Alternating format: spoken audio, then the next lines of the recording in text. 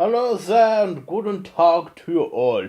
I am your host, Dr. Weiser Thrip, and I'm Frank N. Stein. This is the Thrip and Frank N. show. It's this new monthly podcasting show that we got from Random Horror. Um, every week we are going to, not every week, but every month we are going to be discussing a certain topic in the horror genre, as this is a horror podcast too. Franken, my boy, what subject are we going to discuss this week? This month. Looking here, I thought, let's talk banned films. Oh yeah, banned films. You know, films that cause controversy and many other things with films and stuff. Like films like The Evil Dead and Pink Flamingos. I think that got banned. Last House on the Left, The Human Centipede and Cannibal Holocaust. All those kind of movies that were banned. Yes. Banned films. So, what? Let's go by this. What was the first ever banned movie you saw? Well, Master, I'm not even 1 year old yet. I was born in December, so that makes me, 1, 2, 3, January, February, March, April, May, June, July, 8 months. I'm 8 months old, Master. Very good, Franken. If you listeners do not know, Franken is my creation that I made to assist me instead of getting interns. I could not trust proper humans. Anyway, yeah, what is one of the first dozen of banned movies you have watched in your short time here? Well, Master, I very much enjoyed the film the Human Centipede trilogy that you showed me on Netflix. Oh yes. All of them written and directed by Tom Six. I have to say, despite how disgusting and gross the movies are, they are quite original. I mean, I have not seen anything like that done before in films, and it is still banned, all three of them. Yet for some reason they are on Netflix.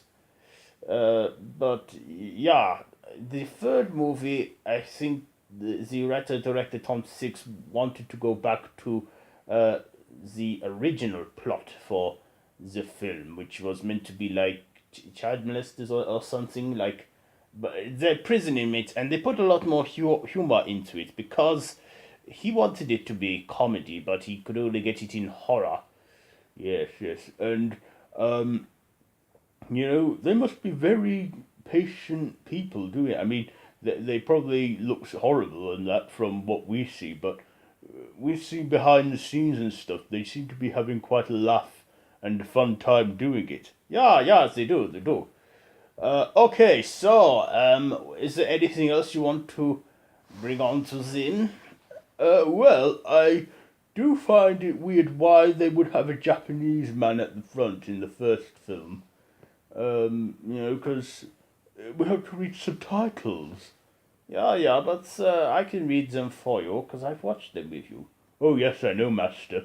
Uh, Also, I like some parts in the comedic parts of the films. The second one that was meant to be more extreme. It made to make the first one look like a Disney film.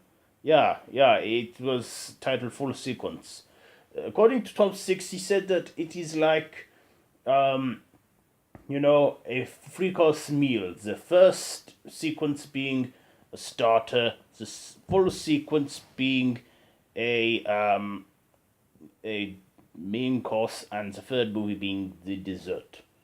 Of course, I don't need to tell you many of the vile things that are occurred in this movie, such as defecation into the mouth, graphic surgical procedures. But in the second movie, it is done by duct tape and staples to the ass. Uh, but the third movie, they again use a different tactic in the surgeries as well, don't they? Yes, yes, they do. It's different in them all, but they're not even like direct sequels. They're sort of like an anthology trilogy in many ways because they're like films within films from the second to the third. Yeah, yeah, I get what you mean. Yes. Um, so here's a band movie I first saw way back in the 70s. Oh yes, Master. What was this one called?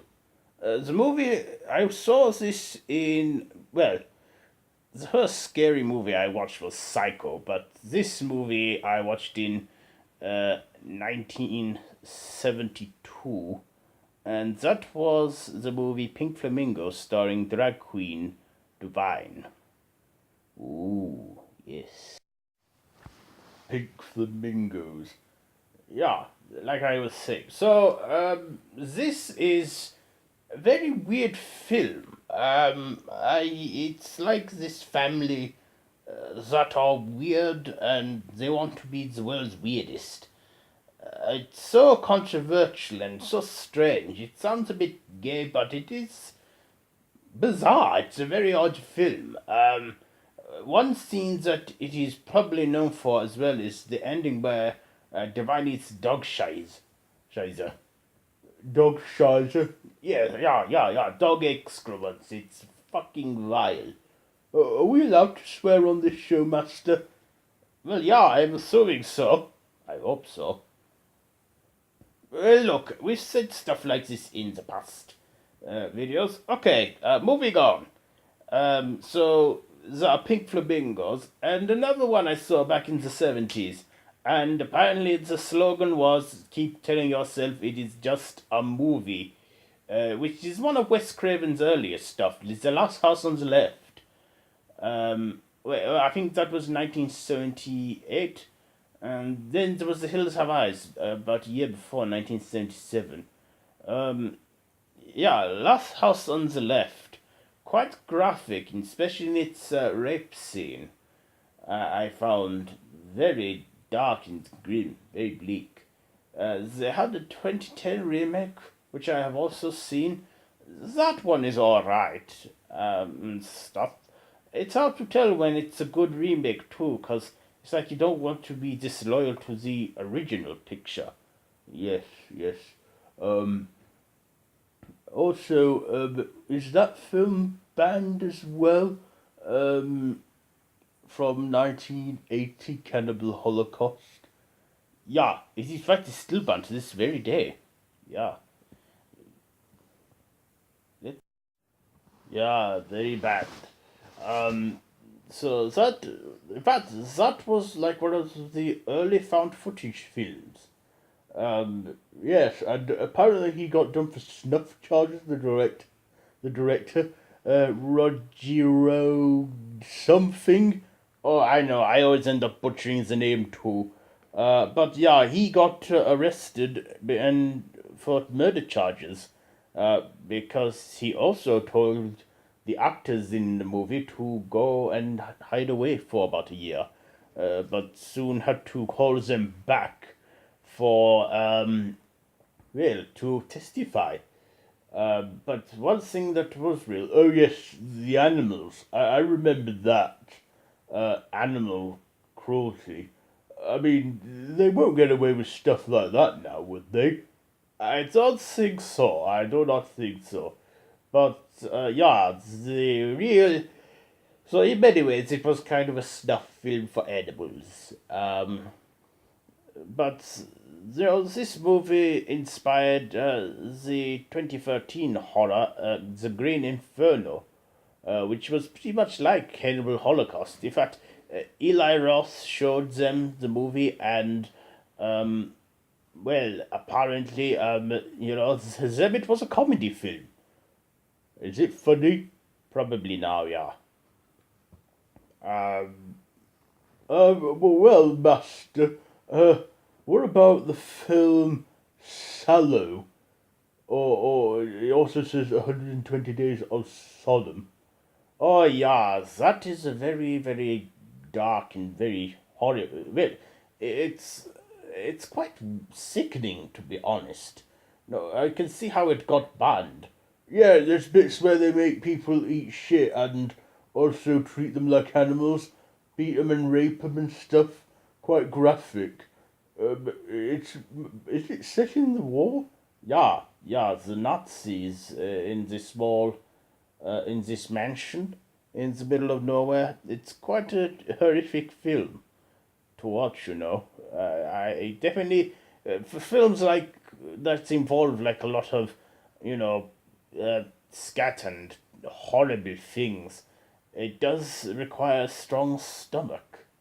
Um, Also, another movie that is banned is the Evil Dead trilogy. Well, the first movie got banned, but you see, that is what makes it more popular if you ban a film from cinema. Yeah, it's like apparently they leave no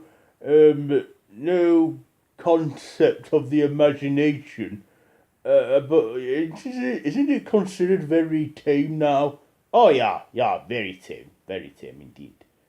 Another movie, The Texas Chainsaw Massacre from 1974, that was banned and was actually based on the events and the crimes of Ed Gein. Yes, Ed Gein. Didn't he inspire, like, wasn't the relationship between him and his mother inspired by Norman Bates and his need to be a woman, Buffalo Bill, and the things he did with humans? Wasn't that based on, all on the, like, but Ed Gein? Yeah, yeah, it was. And sometimes it's the true horror that is the most terrifying. But yeah, yeah, that is real horror trivia there, you, my boy. Um, for people that are new to random horror, if you're listening to this, um, I think this is going to be on the Random Horror YouTube channel too, when it's recorded. But we have this person, Dr. Peter Purcell. He was a former pupil of mine, and one of the early episodes he did was on um, Ed Gein, the Dr. Purcell treatment. It's on Random Horror. Um, so yeah, that got banned. Uh, Also, the Texas Chainsaw Massacre. I was surprised by its lack of gore. Yes, we've made a sort of lot of aftermath stuff, such as just chairs made out of human bones and furniture and stuff. But it got banned, and it was 12 years before a sequel was even made. Yeah, 12 years later, the Texas Chainsaw Massacre Part 2. The second ones they turned into comedy horror. Yes, same with the Evil Dead franchise. Over time, that became cheesy comic horror, but it worked. Yeah, it did. Um, Other things on this uh, film, on banned films. Now, another film that was made in 2010. Franken, would you like to tell the listeners this one? Yes, it's a Serbian film which we both watched recently, and I have to say, I felt quite dirty from watching it. Yeah, I get what you mean. I mean, I don't want, we can't, I don't think we can get into a lot of detail about this movie because of, well, because of the stuff that's in it. But